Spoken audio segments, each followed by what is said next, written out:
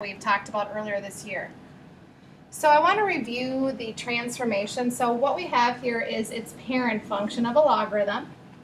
If we have a logarithm with an x minus h, it's going to move it to the right that many units. If we have a logarithm of a parentheses plus h, it's going to move it to the left that many units. If you have a logarithm and then a plus k, we'll move it up that many units. If it's a minus k, it's going to move it down that many units. We also do have reflections that happen with logarithms. If you reflected about the x-axis, you'll have a negative right here. If you reflected about the y-axis, you'll have a negative right there. So let's go into graphing this first example.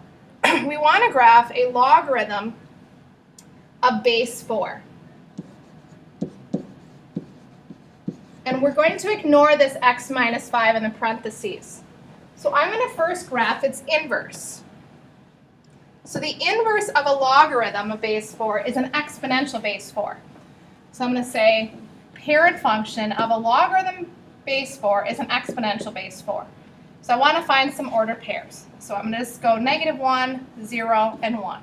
If you remember this, it's 4 to the 0 is, or 4 to the -1. Is 1/4. 4 to the 0 is 1. 4 to the 1 is 4. If we want to graph its inverse function, which is a logarithm of base 4, we just flip-flop or inverse those ordered pairs. So we would have 1/4 minus 1. 1, 0. 4, 1. So let's just graph its parent function first. So its parent function in the red, the exponential. I am over 0, up 1. Over 1, up 4. -1, up 1/4. So there is its original parent function of y equals 4 to the x. If I want to graph this green one, I flip-flop those ordered pairs, inverse those ordered pairs. So that's these ones in the green. I'm over 1/4, down 1.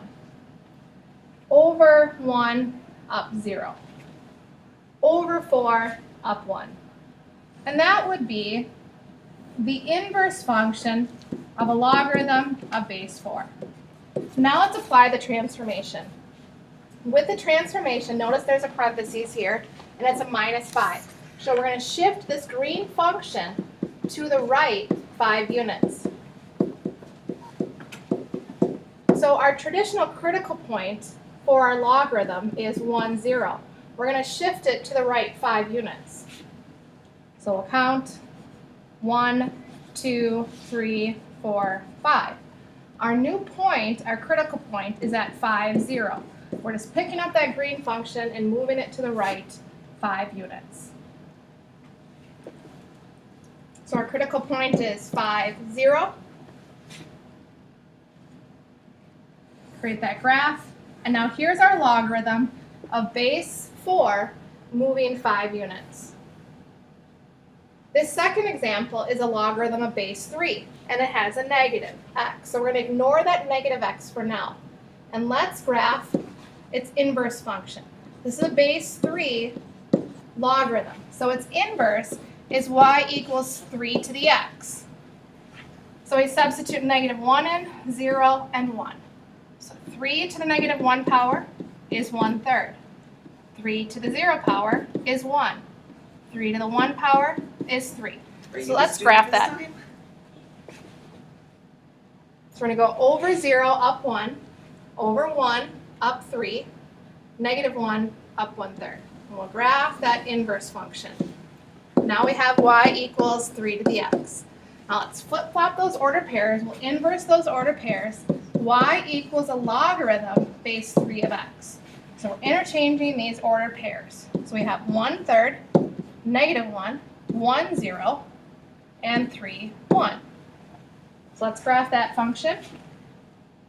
Here's our critical point, 1, 0, and then over 3, up 1, and then 1/3, -1.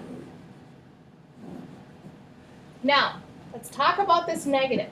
what that negative does is it reflects it about the y-axis.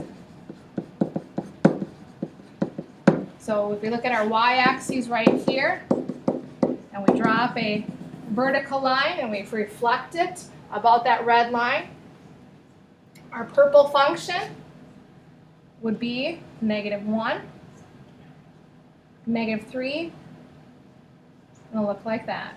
We're reflecting it. And our critical point is at -1, 0.